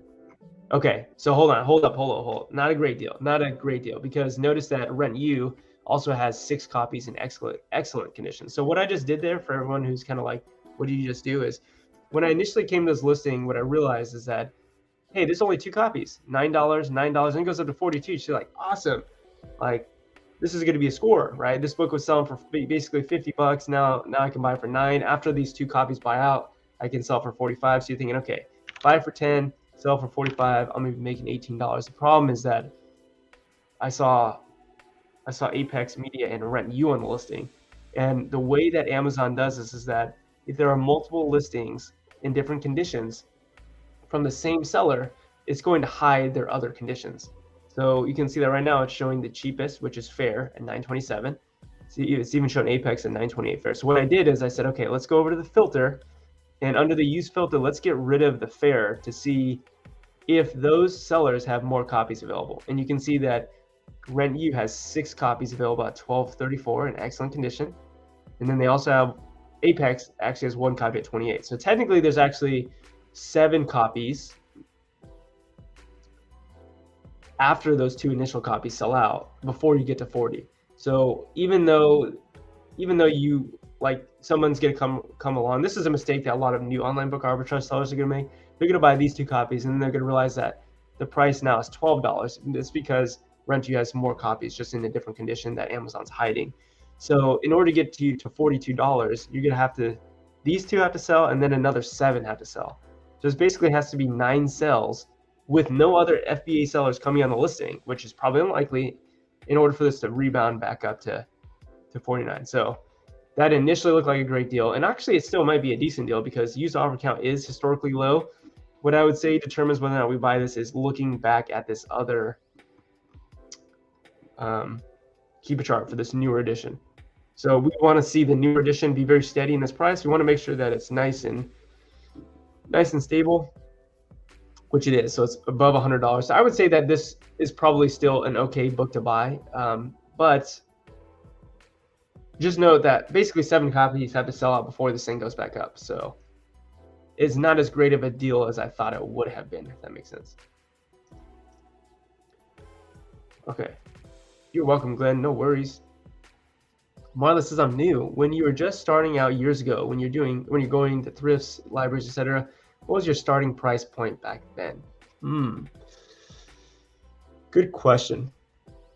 Back then, I just sold whatever I could sell. So anything that had a decent sales rank, like, I know the advice is stay under $1 million. And if you are thrifting, I would say try to stay under $1 million, especially if the profit on the book is like less than $10. I'd say 100% stay under $1 million. If you ever come across a book where it's like the sales rank is $1 million or $2 million or maybe even $3 million, but the profit is much higher, like 30 or 40 or 50 or more, then I would say that's definitely a book you should consider buying, but you'd probably have to do some Keepa research. So if you're new, Marla, you need to learn how to read Keepa graphs, because Keepa is a Chrome extension that allows you to see what a book sells for, when it's selling, how often it sells, what it sold for in the past, who's on the listing, who's selling it, what they sold for, and what the how Amazon new prices change, how the used prices change over time. It tells you literally everything that you need to know. So I would say if you're new, I would learn Keepa charts a little bit. I do have on my YouTube channel, I have a couple of videos about how to read Keepa graphs, and I was thinking of making another video as well that really breaks it down. That's a free resource that you could give me, or that I could give to you in exchange for your email. And I think I'll be doing that shortly. So I'll make a course like that, like a really probably a short course, like an hour-long course that goes into everything that you're doing or that you need to know. But if you're thrifting and stuff, Keepa analysis isn't too important. What's more important is, like, if you're using Scoutly or Scout IQ, is that they have triggers. Is that you should probably follow those triggers. Again, I don't do that model because I don't have any desire to go out to thrift stores and go to library sales and do that anymore. But I would say it's a great way to get started, especially if you don't have much capital. Yusuf says, I live in the States, and as far as my capital, I would like to start with 500 USD. Okay, awesome. Yeah, if you start with 500 USD, then I would not recommend doing online book arbitrage, because you're going to need to spend a significant amount of capital to make money, because the buy cost is a lot higher. Like, for example, I mentioned to you all that my buy cost is $27 a book. So if we go to the calculator, if you wanted to buy $27 book and you bought 5 a day, that's $135. Literally in 5 days, you'd be over how much money you have. So what I'd recommend that you do here, Yusuf, is that you probably need to get a Keepa subscription. You're going to need to get the Amazon Pro subscription, which is the professional plan, $39.99, so you can have unlimited listings. And then what I would do with that remaining leftover $400 is I would probably buy a scanner, like a Bluetooth scanner, and I would also subscribe to Scout IQ. I know it's a lot to start up. And then you'd probably have about $400 or so, and you can go to library sales, thrift stores. You can do local meetups, try to find books that have value. Head on over to OfferUp, Facebook Marketplace, to find books locally in your area that you can sell. And again, the way that you do that, Yusuf, is you got to learn how to read a Keepa graph, because Keepa graph is going to be everything that you need to know to help you understand if you have to, like, if it's a good deal, if you should buy the book or not. You're welcome, Javi. I feel like I was asleep at the wheel. I'm noting Amazon is using fair, good, and excellent instead of acceptable. Good, very good, and like new. Yeah. This just happened, Gary, yesterday. If we go and take a look, so if you just go ahead and open this up, you can see that clearly we have fair, we have good, and if I just open, it should be fair, good. I don't know. There's 2 fairs for some reason. I'm not sure why, but there's fair, good, excellent. Yeah. So it looks like they're piloting it or they're changing it. I don't know. Factually, it is changed right now, and yeah. Maybe they're trying to change it and leave it like that in the future. Oh, you are, Marla. You are using Scout IQ. Awesome. In that case, you probably have trigger set. You're probably scanning books. So I would be building capital if you want to transition to online book arbitrage, because to do it, you definitely need to spend money. I was just thinking about this the other day. Like, last year, I did $105,000 in sales while online book arbitrage. But I was thinking, how much money was necessary to spend to sell 105,000? Like, a lot of money. Like, if we just take $105,000, so if we just come back over here and you just take $105,000 and divide it by, so $105,000, and you divide it by 27, which is average buy cost. I mean, that's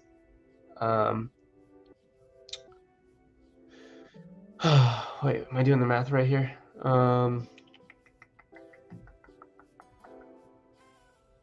27 times 3,000. Yeah. So basically, no. Okay, that would be, sorry. No, this is what you'd do. So if you take 105,000 and you divide it by what the sell cost was. So average sell cost $99.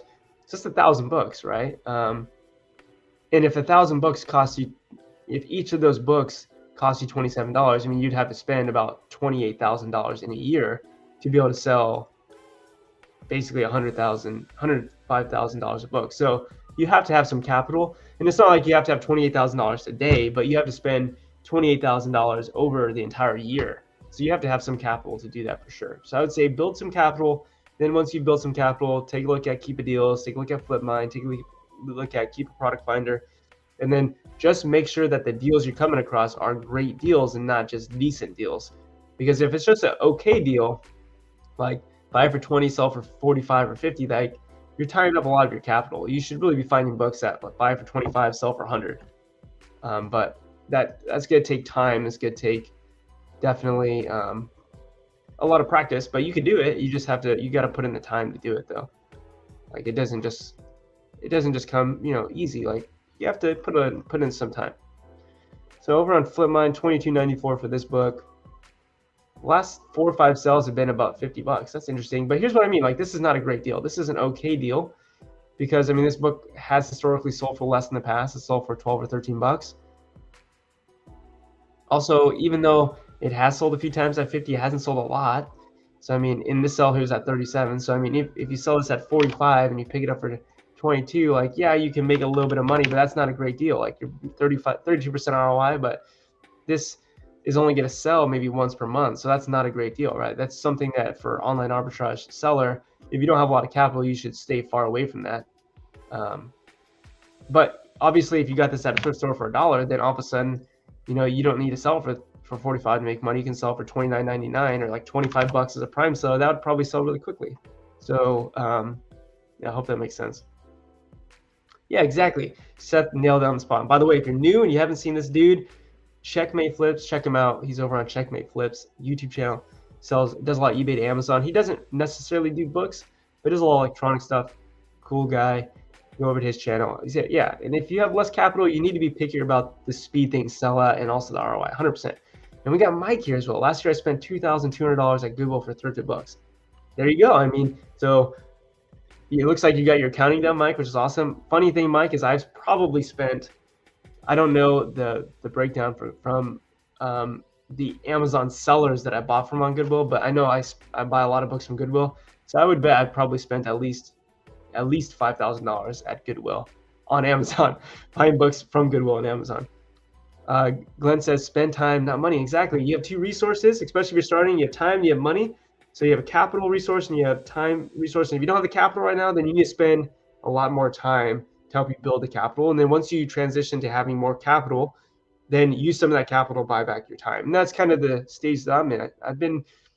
It's not just Amazon, like in general, I'm very frugal. I save a lot of money. I'm also a high school teacher, so I already have a full-time income. And I also have other side hustles that are outside Amazon FBA as well. So I have income and I save a lot of that money. So for me, it's like my issue is more time rather than capital. So I'd rather do online arbitrage, spend a little bit more money, but also, that's one way to get some of my time back. Appreciate you. No worries. What's up, Mike? How's it going? Yes. Same old, same old. We got a conversation going in the chat. Appreciate the knowledge you continue to put over there on YouTube. For sure. You guys are just killing it. For example, I went to my library, scanned about 420, 2 hours spent, $8 price point, 24 cents per book. Okay. Yeah. $8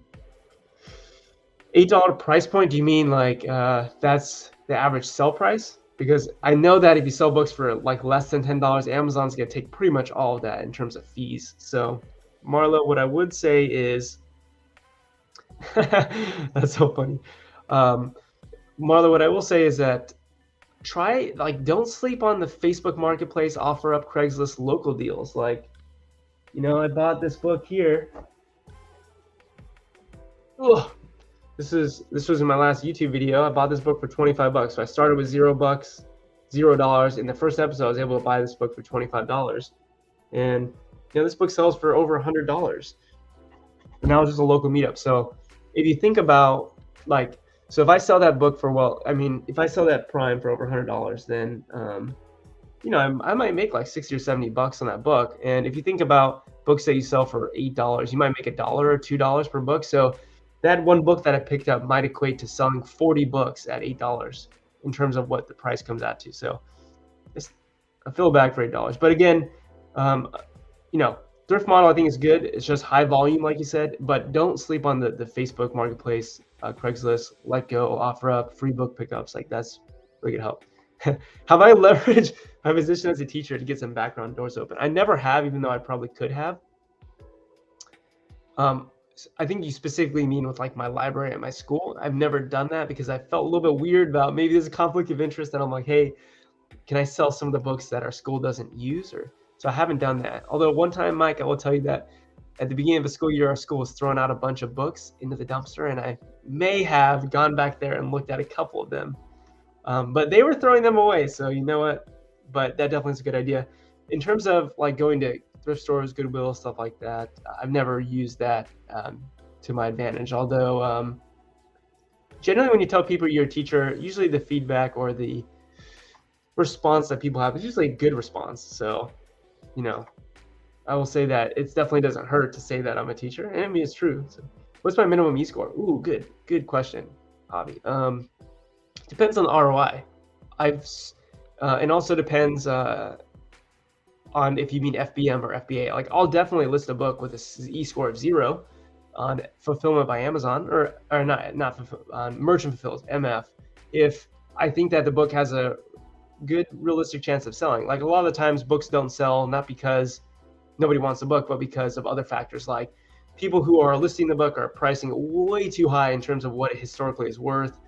Another reason is that the book's out of stock, so its sales rank is really high, and therefore, like if the book's been out of stock for 6 months, it doesn't mean no one wants it. It just means that no one's been able to buy it. So e-score could be 0. So it depends on a lot of factors, but I would be willing to go to an e-score of 0, but it depends on, again, looking at the Keepa graph. Like if it's something that has an e-score of 0, it would have to show me past historical data that the book has sold for a certain amount of money that I would then be wanting to sell the book for. So I would say that if you're starting out, you probably want to start with e-score as like, I don't know, Mike is probably a better, he'd be better to answer that. Mike, what do you think? What's the best e-score to start with for the thrift model for books? I mean, mainly it's a question between what's the ROI potential and the risk of the investment of the book. For online arbitrage, I would say that probably you're going to want to buy books that have an e-score of at least 10, which means they sold 10 times in the last 180 days, like at least probably. But again, it all depends on a variety of factors, a case-by-case basis, but it comes down to how much risk is there in the initial investment, and then also the other factor, which would be like, what's the ROI potential? 2 shopping bags full of books for $8. Oh, $4 back. Okay, I see. That's awesome. That's cool. That's really cool. Checkmate says, not a bad thing to use. You can also pay them a little bit of money instead of just throwing it away. Yeah, I mean, that's true. I just always felt weird about telling them, like, hey, I sell books on Amazon, but, you know, maybe I should. With e-score discussion, you have to think about if you're having storage limit issues or intent. Oh, that's something I didn't even think about. That's a great point. Yeah, especially obviously going back to this, it depends on kind of how much inventory you have available to send in Amazon. But also one thing you have to think about, Javi, is you also, if a book doesn't sell, you have to dispose of it and you have to pay a disposal fee, which means that, I forget what the fees are now, but it's pretty expensive, 2, 3, maybe even more than that now to get rid of a book. So I'm just saying that I wouldn't automatically assume that a book that has an e-score of 0 is something that I wouldn't be interested in selling. But what I will say is that the lower the e-score goes, the more likely I am probably to not buy it, and then the more likely I am to list it as a merchant fulfilled seller instead. So a good point there. Seth, if you have the FBA space, anything with at least a 60 score, I'm fine with sending in. My current model is anything under 28. Yeah, Mike, what's your restock limits at right now? I'm curious what your restock limits are at. I'm not ironically, I'm still at 1,000. So 1,000 is, you know, my sell-through rate is obviously not amazing. Like the average book takes just under 4 months to sell. But again, the margin on the books that I sell is significantly higher. The average profit per book is about $50. So every time I sell a book, on average, I'm making $50 profit. But again, it takes almost 4 months to sell. So you could totally accomplish the same amount of profit in the same amount of time with way more volume. But again, one of the things is that don't have a ton of time to be sourcing, so I'd rather just buy fewer books and make the same amount of money as somebody who does a lot of volume and you know, gets more sales but makes less per book. But obviously one of the downsides is, yeah, you have restock limits. So if you did 200 slots, small and light grocery, you could probably raise it. Ooh, small and light grocery. You mean just to like get stuff moving, Seth? I was actually thinking about OA as a means to increase my restock limits for sure. But that's a pain too. But that's a pain. Yeah, it depends on what the trade-off is in terms of how much work, extra work that's going to be. Probably what I have to switch to is just buying even better books that sell even more quickly. So probably, I don't know, maybe making some leads lists of books that I think are good deals, but I just wouldn't buy because maybe they don't meet the criteria for me at that point. But maybe I can send them to other people where they're still good buys, but you have to wait longer. I haven't been able to send a book in since September. 13.15 utilized and 11.50 available as of today. Wow, that is hard. So you've been doing a lot of merchant fulfilled listing, I'm assuming, right? Like, yeah, that's rough. Right now, I'm like almost right at my cap, right around 1,000. So I have to get some stuff moving. Just taking storage limits up gets storage limit. Yeah, just get some items moving. Exactly. When they cut me off in September at 3,800 books. That's great. How did you get rid of so many books, Mike? Did you just, I'm sure you had to remove a lot before they increased the removal fee, right? So you probably removed a lot of books, and then also, I'm sure you probably just decreased price on a lot of books, right, to get them moved. I'm assuming that's what was up. That makes sense. Yeah, that is rough. It is so rough for sure. Okay. Let's see. Any other comments, any other questions? Go ahead and put them in the chat. Let's see. All right. So, yeah, any other comments? Put them in the chat there.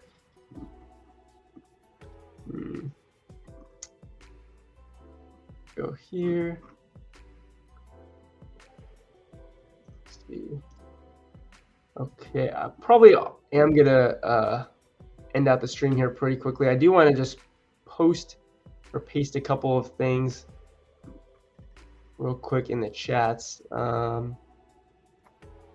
Okay, so I am starting a newsletter. If anyone's interested in the newsletter, I'm not here to spam anybody, but I am starting a newsletter. So if you're interested in getting information about upcoming courses, I'm in the process of making a couple of courses actually that I think would be very valuable. And again, my goal is to provide as much free, valuable content as I can. And obviously, any paid content in terms of a course is going to be premium. So just know that it's going to be premium because I'm going to be giving away everything that it takes me to sell $105,000 a year in books, working 2 to 3 hours a day. And it's going to be really good content. So if you're interested in signing up, you could sign up there. Also, I'm not going to spam you with emails because I'm just not going to do that. No spam, only value. So if I ever do send you an email, it's going to be something that actually helps you out. So there's that. The second thing is that we have a free Discord called Joji's Book Flippers. Got a lot of cool people in there, and a lot of people help each other out. So if you want to take a look at that, there's also the free Discord. Join that. There's a few people in there that answer a lot of questions. And to be honest with you, there's some people that answer questions like probably better than I would answer. I'm like, that's crazy. So there's definitely some cool people in there. Make sure that you do that. But I appreciate everybody. We've been going for a while, and we got like basically sustained 25, 30 people, which has been pretty awesome. So I appreciate you all. Last thing, if you haven't already, check this dude out. This dude's awesome. This is Mike, media seller, a lot of books, a lot of DVDs. If you want to get ungated in DVDs, this guy knows how to do it. That's a very valuable service. My dad does basically $75,000 a year in DVDs, thrifting only. And he didn't get ungated from Mike, but he got ungated way back in the day where it was a little bit harder to get ungated. But Mike's got the ungate for the DVDs. So if you want the ungate for the DVDs, go see him. Awesome dude. And then go check out this dude. This guy does eBay to Amazon as well. Checkmate Flips. Great guy. I love him. So Smash the like button, Glenn. I appreciate it. And if you find this valuable, smash the like button. Appreciate it. Hey, Rosemary. Nice to see you. My dad's a goat. Let's go. He just does all DVDs, man. He loves DVDs. Yeah.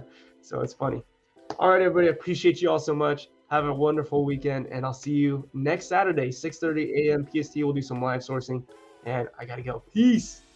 Brilliant session. Big ups. Awesome, Scott. Take it easy. Later. Bye-bye.